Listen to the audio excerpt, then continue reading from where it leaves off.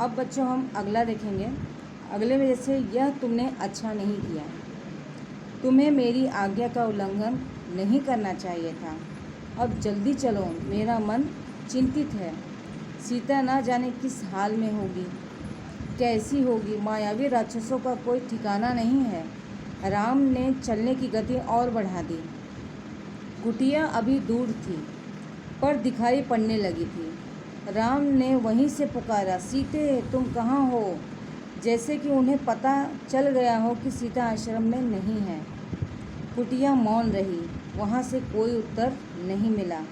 राम की बेचैनी बढ़ गई। उनकी एक आवाज़ पर कहीं से भी उपस्थित हो जाने वाली सीता वहाँ नहीं थी। अनुपस्थिति बोलती कैसे? अर्थात बच्चों, यहाँ पे राम ने लक्ष्मण से कहा कि तुमने यह ठीक नहीं किया, तुम्हें कुटी को छोड़कर आना नहीं चाहिए था। तुम्हें मेरी आज्ञा का उल्लंघन यानी कि तोड़ना। किसी बात को अगर तुम प्रण लेते हो या उस चीज़ को कहते हो, जैसे कि आप लोग प्रॉमिस करते हो ना कि आज से मैं बदमाशी नहीं करूँगा, लेकिन फिर दूसरे दिन प्रॉमिस टूट जाता है, तो जो टूटना होता है उसी का उल्लंघन, उसी को हम उल्लंघन कहते हैं। उल्लंघन का अर्थ ये होता है बच्चों कि किसी की बात को ना मानकर, उसे तोड़कर जिस चीज़ के लिए रोका गया है उसी चीज़ को करना। और आज्ञा क्या अर्थ होता है कि मेरी आज्ञा, यानी कि राम ने उसे आदेश दिया था, आज्ञा दी थी, और राम चूँकि बड़े भाई है तो उसे बड़े भाई की बात माननी चाहिए थी। लेकिन यहाँ पे उस आज्ञा को, यानी कि उस बात को उन्होंने बात नहीं मानी। किसने? लक्ष्मण ने। अतः अब जल्दी चलो, मेरा मन चिंतित है। राम यहाँ पे कह रहे हैं कि मेरा मन बहुत चिंतित है, यानी मैं बहुत अंदर से परेशान हूँ, हमें जल्दी चलना चाहिए। न जाने सीता किस हाल में होगी, कैसी होगी। मायावी राक्षसों का कोई ठिकाना नहीं है। मतलब उनकी व्याकुलता और घबराहट अब इतनी बढ़ चुकी थी बच्चों कि वो किसी चीज़ को, मतलब एक छोटे से बालक के भांति वो घबरा कर कुटी की तरफ आगे बढ़ते जा रहे थे, और अपनी घबराहट में वो हर एक बातों को कहते जा रहे थे जो राम के मुख से निकले। ये थोड़ा ताज्जुब था, लेकिन चूँकि सीता के प्रति उनका जो असीम प्रेम था, इस नाते से कहीं ना कहीं वो उस बात से डर रहे थे और घबरा रहे थे कि वो कैसी होगी। राक्षसों का तो कोई भरोसा होता नहीं, वो मार के खा गए हैं या उसे लेके चले जाते हैं। ये सारी बातें कहीं ना कहीं जिस अनहोनी से राम डर रहे थे, ये उसे जानते भी थे और जान के अनजान भी बन रहे थे। ये दोनों बातें हैं बच्चों यहाँ। अब हम इसको आगे देखते हैं। राम ने क्या किया बच्चों, उन्होंने चलने की जो गति थी वो और तेज़ कर दी, और तेज़ी से चलते हुए वो आगे बढ़ते हैं। चूँकि कुटिया अभी दूर थी, लेकिन अब कुटिया दिखाई दे रही थी। मतलब वो दूर थी लेकिन कुटी से उनको अब कुटिया दिखाई देने लगी थी। राम ने वहीं से पुकारा, और राम ने आतुरता से वहीं से सीता को आवाज़ दिया, सीते तुम कहाँ हो? जैसे कि उन्हें पता चल गया था कि सीता आश्रम में नहीं है, क्योंकि जो उनकी आशंका थी, एक आशंका तो वहीं सही होगी जब उन्होंने पगडंडी पर लक्ष्मण को देखा, और अब ये भयंकर आशंका थी जो सीता के लिए थी कि जैसे उन्हें पता था कि सीता अब आश्रम में नहीं मिलेगी, और इसी प्रकार से उन्होंने पुकारा भी कि उनको कहीं ना कहीं आभास हो गया था कि सीता आवाज़ कुटी में नहीं होगी। कुटिया मौन रही, यानी कि कोई आवाज़, जब उन्होंने सीता को आवाज़ दिया तो वहाँ से कोई आवाज़ नहीं आई, एकदम शांत था।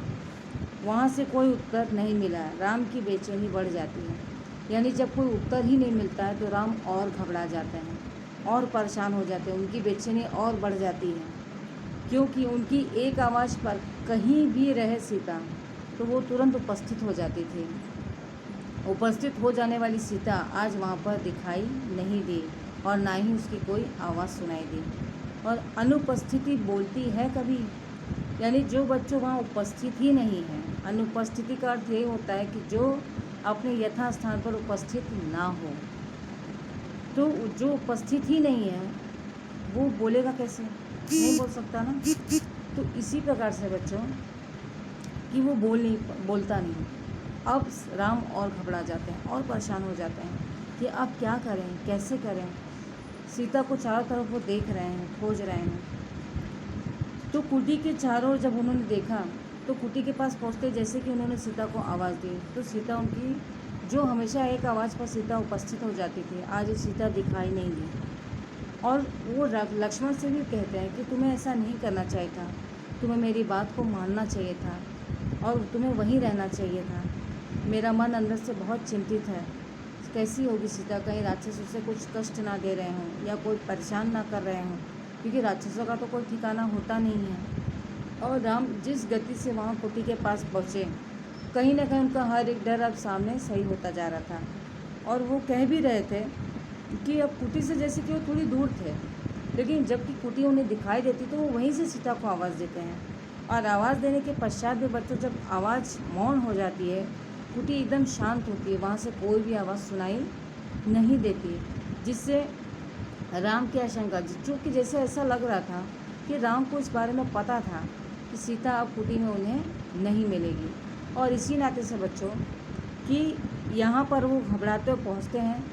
जो सीता एक आवाज़ में उनके सामने उपस्थित हो जाया करती थी, आज वो सीता वहाँ पर मौजूद नहीं थी। अनुपस्थिति कभी बोलती नहीं है बच्चों, जब जो वहाँ है ही नहीं तो वो बोलेगा कैसे, नहीं बोल सकता ना। अब आगे देखते हैं। राम की आवाज़ पेड़ों से टकरा कर हवा में विलीन हो गई। अर्थात बच्चों, जब राम सीता को कई बार आवाज़ देते हैं, कई बार बुलाते हैं, लेकिन चूँकि जब वो वन में थे तो वनों में पेड़ों से टकरा कर वो आवाज़ जो थी उनकी वो हवा में गायब हो जाती। विलीन का अर्थ होता है गायब हो जाना। और इसी प्रकार से कुटिया के शून्य में समा गई, अर्थात अब कुटिया में कोई आवाज़ नहीं थी। चारों तरफ से बुलाने के बावजूद भी सीता का कोई जवाब नहीं आता है। हर तरफ से आवाज़ टकरा कर शून्य का अर्थ होता है कि विलुप्त हो जाना।